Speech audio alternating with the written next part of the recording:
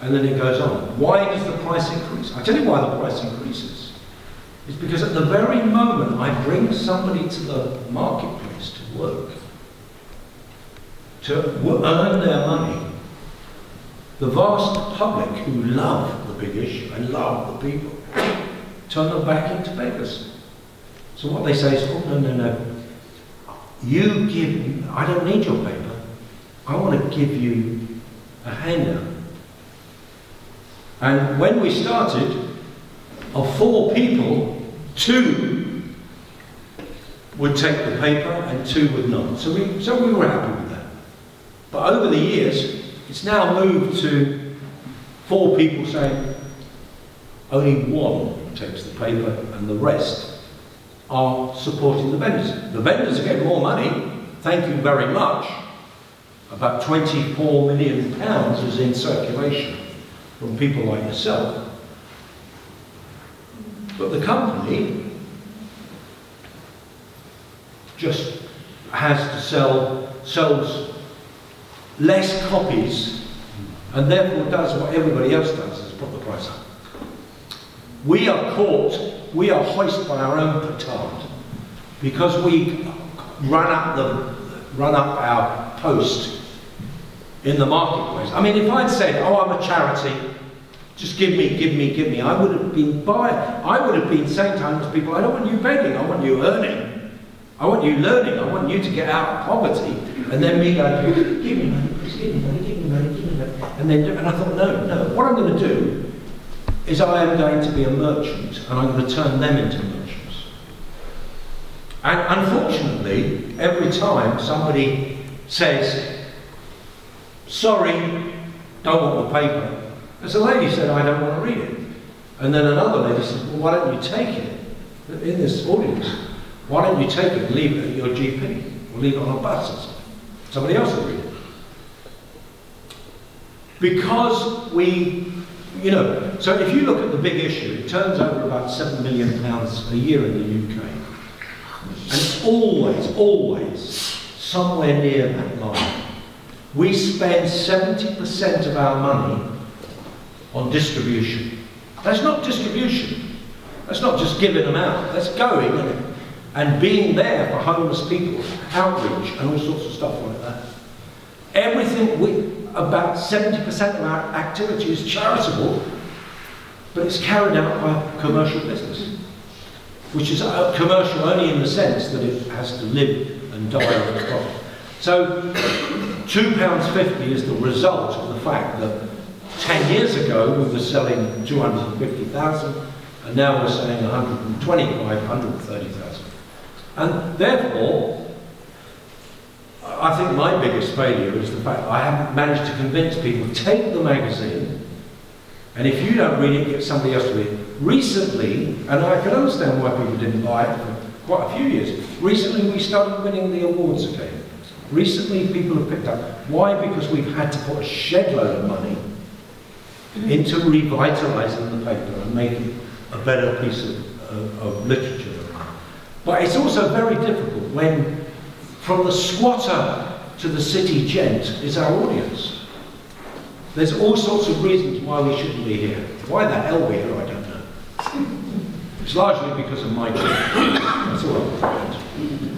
Right, well, I think, thank you very much. I think we've come to the end now, so could I ask Ben Brown, please, to vote on I, as some of you may know, am a patron of the Friends of the Stroud CAB, and as such was asked by Anne Horner to give the thanks to John for this evening. My wife said to me after the first half, what the hell are you going to say this evening? So you can imagine that my view was that Anne Horner had passed me something of a hospital pass. But I'm sure you'll agree that we've had a fascinating evening. John is an inspirational figure. Most of us, of course, and that's why so many people are here, knew a bit about him. I think we now know much more about him, his background, and of course the big issue. There can't be very many people who actually change as many lives as he has over the last 20 or 30 years. Maybe Nelson Mandela? Well, there we are. Me and Nelson. Typical modesty. That's what shrieks out from the man. But it's extraordinary because I, as some of you know, work in the City of London as a lawyer. And he has made the most amazing difference to that part of London. One used to walk through Lincoln's Inn Fields and Waterloo and so on, as he said, they were populated entirely, all the doorways. Lincoln's Inn Fields itself was entirely filled with these makeshift camps. Now you go there, and of course there are a few homeless, of course there are some left, but the proportion has fallen from thousands to a very few hundred. So John, thank you for all you've done. Thank you for a fascinating evening. Thank you for supporting Stroud CAB. In reading about John and his usual thorough self and sent some cuttings, I saw that he described the big issue as a hand up, not a hand out.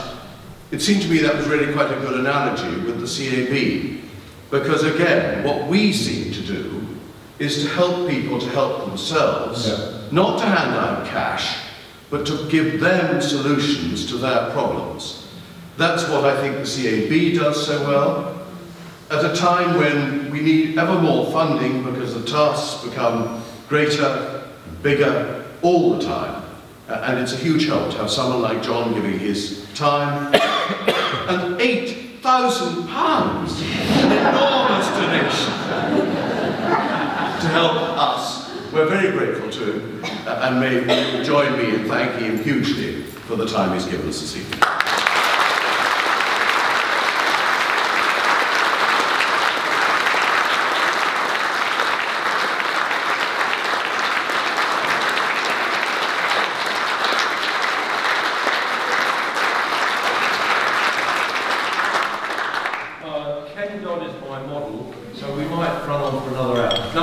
I really would love to back your work and back your support, back your community.